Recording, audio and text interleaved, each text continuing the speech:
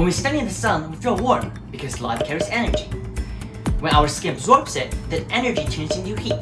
But here's the curious part. Can light cool? In fact, with the right setup, lasers can actually cool atoms to nearly absolute zero. But before we look at the mechanism behind laser cooling, we need to understand what is temperature.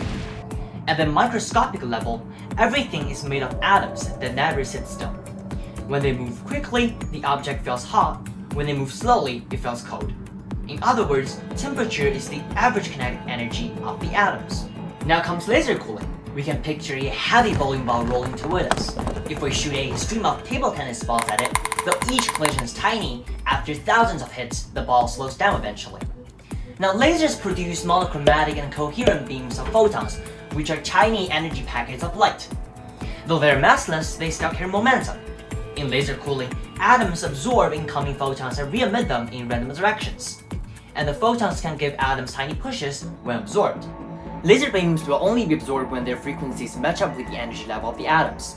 Now, because the atoms are moving toward the lasers in Doppler effect, wave's frequency will appear higher as the source and observer are moving toward each other. Therefore, the atom perceives light as higher in frequency. To compensate this effect, scientists intentionally tune the frequency of the laser just down by a little, which is also called red detuning.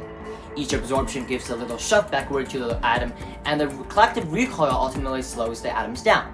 And a slower motion means lower temperature. Boom! We have laser cooling now.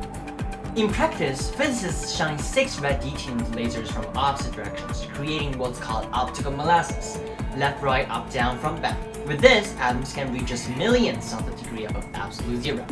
So even though sunlight usually warms us, with carefully tuned lasers, light can do the opposite thing, making the coldest temperatures anywhere in the universe. Thank you.